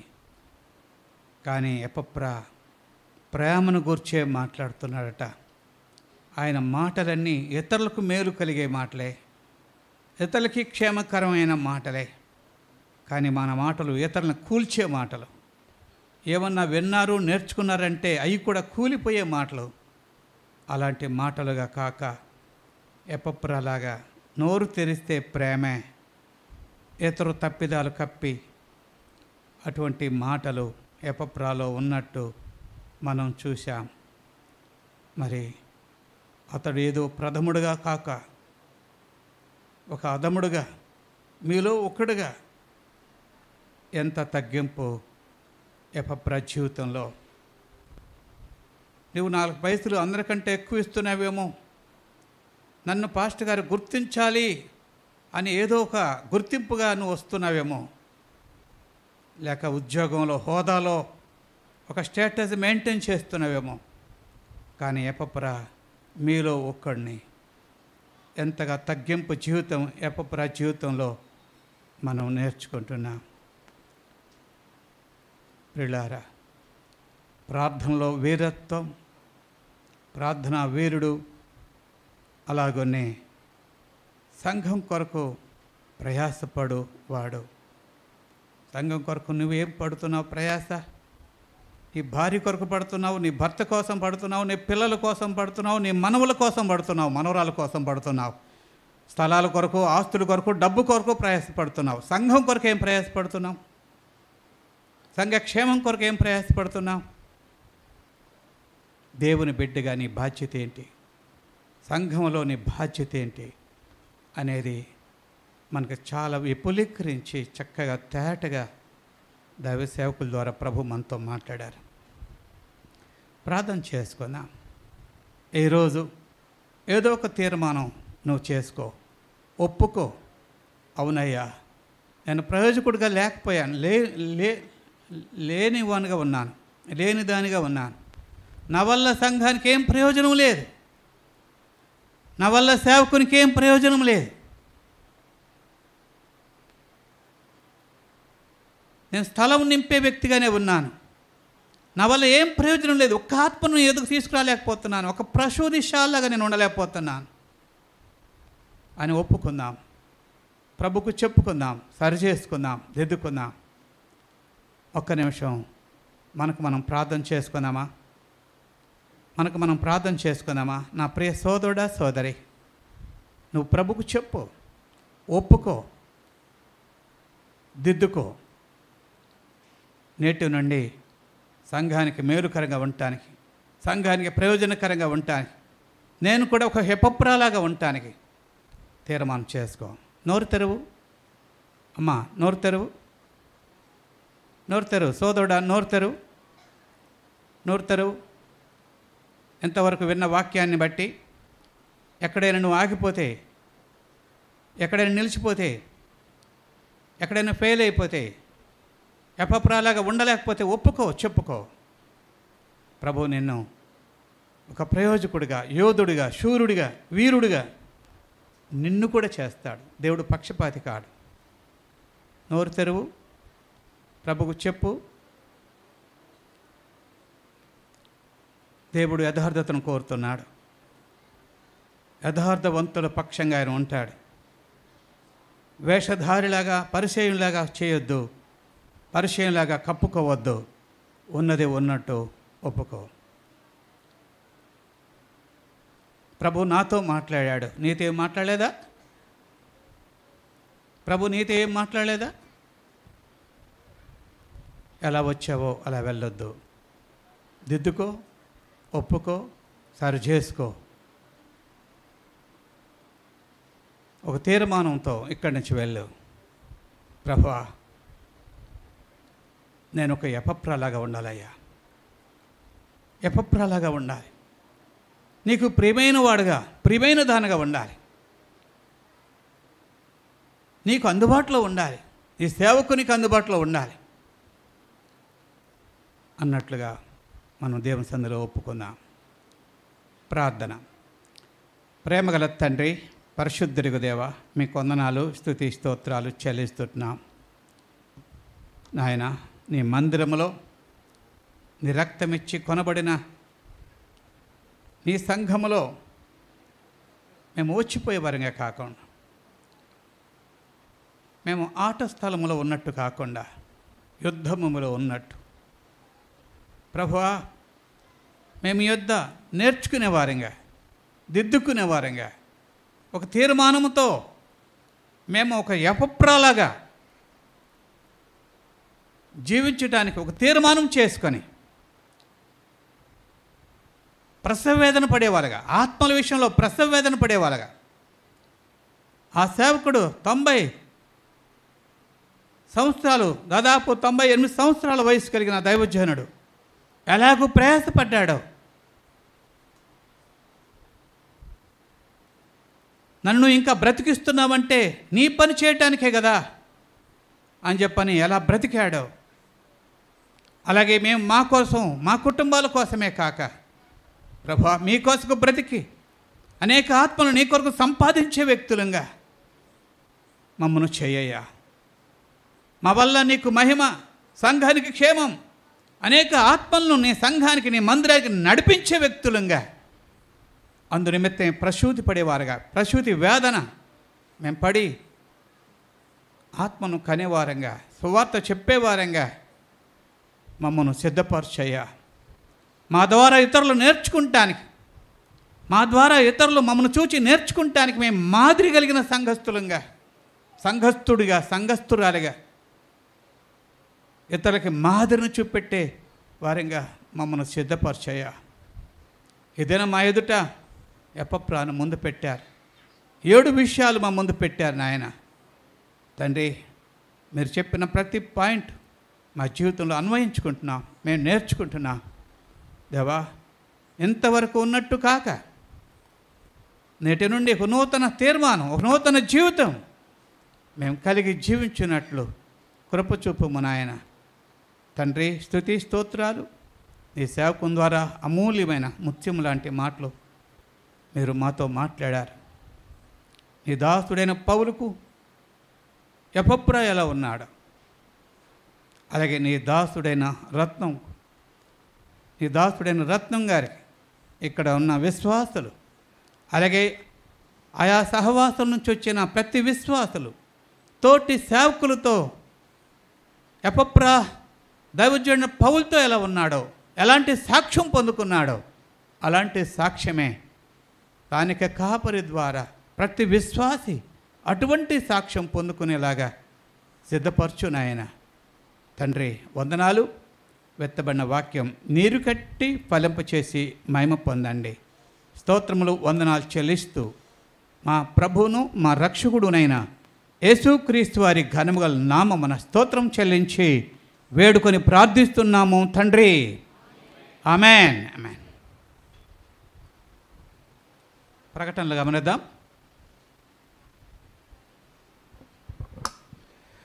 దేవునికి స్తోత్రం. హల్లెలూయా.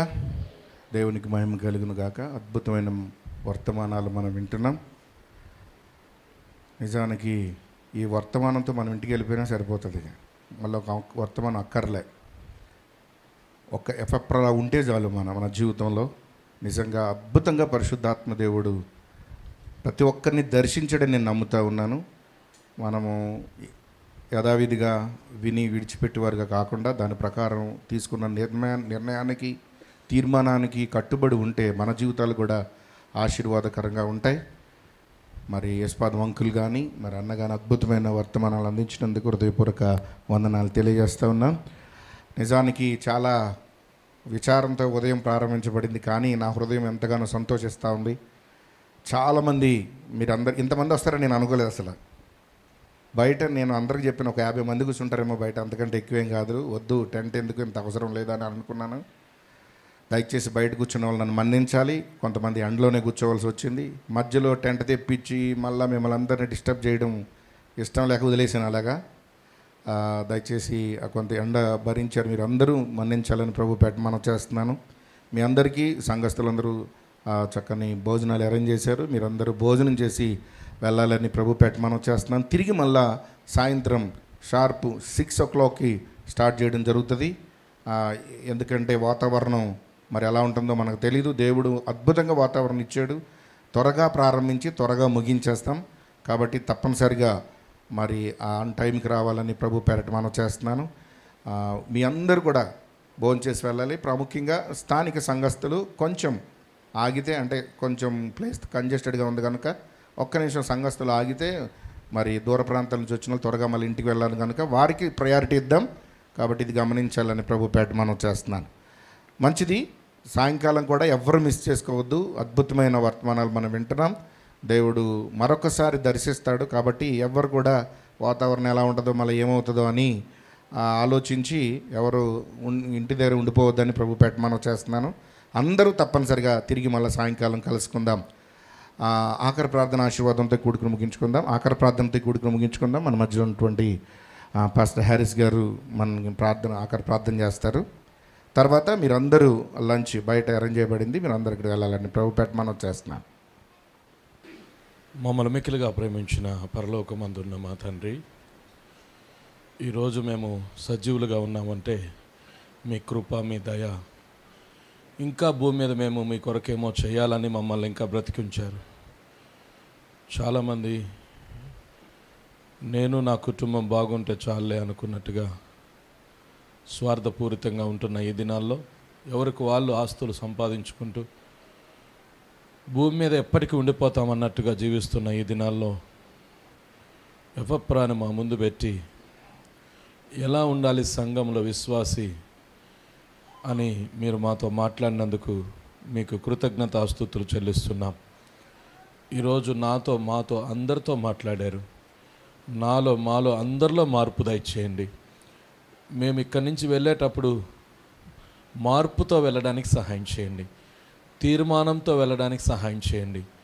భూ సంబంధమైన వాటి మీద మనసు పెట్టకుండా, అయ్యా దైవజన్ లేస్పాదం గారు చెప్పినట్టుగా భూ సంబంధంగా మనవళ్ళు, మనవరాలు, కొడుకులు, కూతుర్లు, ఆస్తులు, పొలాలు ఈ కాదు, కానీ ఒకరోజు మీ ముందు నిలబడ్డప్పుడు ఏది కూడా అన్నీ జీరో. తండ్రి, మీరు మీ ముందు ఒకరోజు మేము నిలబడతామనే విషయం మర్చిపోకుండా మేమందరం సిగ్గుపడనక్కర్లేని పనివారిగా, యజమాని వాడుకోవడానికి అర్హమైన పాత్రగా, ఈ భూమి మీద ఆ వ్యవసాయకుడు పెద్ద వయసు ఆయన ఎంత కష్టపడి 50 మందిని సంపాదించాడు. మేము ఎంతమందిని సంఘానికి నడిపిస్తున్నామనే స్వపరీక్ష మేము చేసుకోవడానికి సహాయం చేయండి. మేము ఏ సంఘానికి వెళ్తే ఆ సంఘానికి ఉపయోగకరంగా ఉండాలని ఆలోచన ప్రతి ఒక్కరికి దయచేయండి. తండ్రి, ఈరోజు మేము 3 పూట్ల తింటున్నామంటే, ఆరోగ్యంగా ఉంటున్నామంటే, మా కుటుంబాలు క్షేమంగా అన్ని విషయాల్లో ఉంటున్నారంటే అది మీ కృప, మీ దయ మాత్రమే. ఈరోజు మాకేముందో అది మీ కృపను బట్టే ఉంది.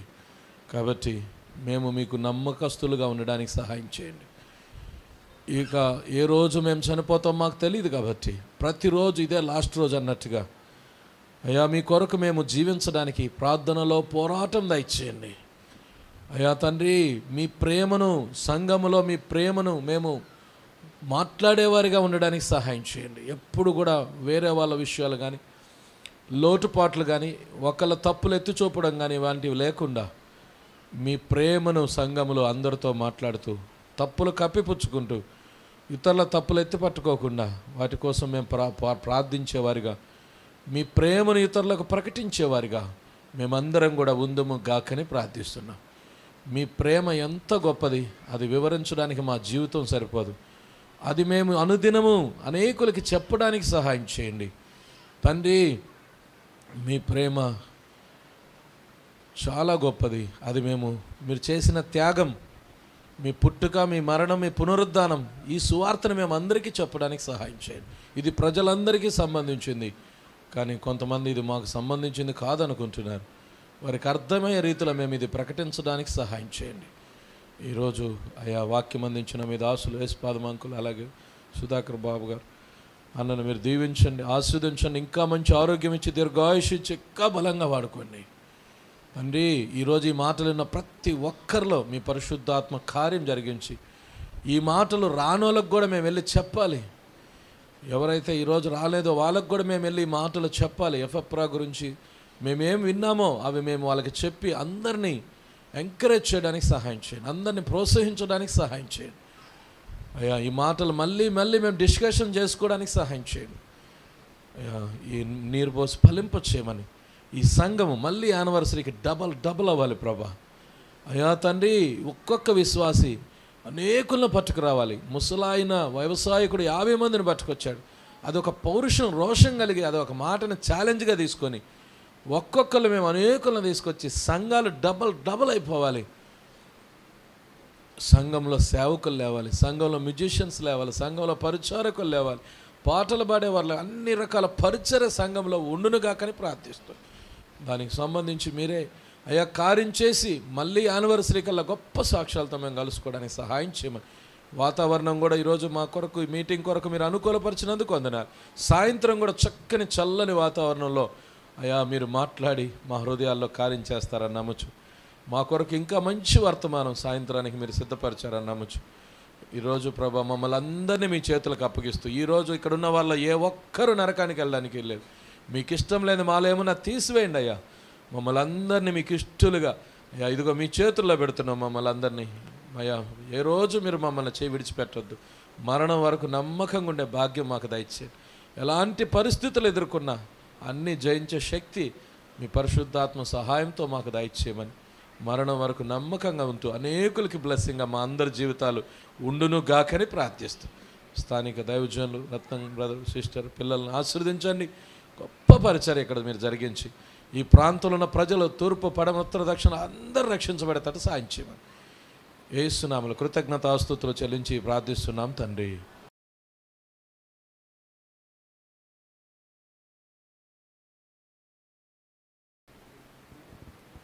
రైట్, మంచిది. బయట మీకోసం ఆ లంచ్ సిద్ధంగా ఉంది, మీరు లేచి భోజనం చేయొచ్చు. సేవకులు ఇక్కడే కూర్చుంటే మీకు ఇక్కడే వడ్డిస్తారు. సాయంత్రం 6 o'clockకి షార్ప్గా స్టార్ట్ చేస్తాం. 9 లోపలే ముగించేస్తాం, 9 o'clock అలా ముగించేస్తాం. కాబట్టి తప్పనిసరిగా మీరందరూ టైంకి రావాలని ప్రభు పేట మనం చేస్తున్నాం.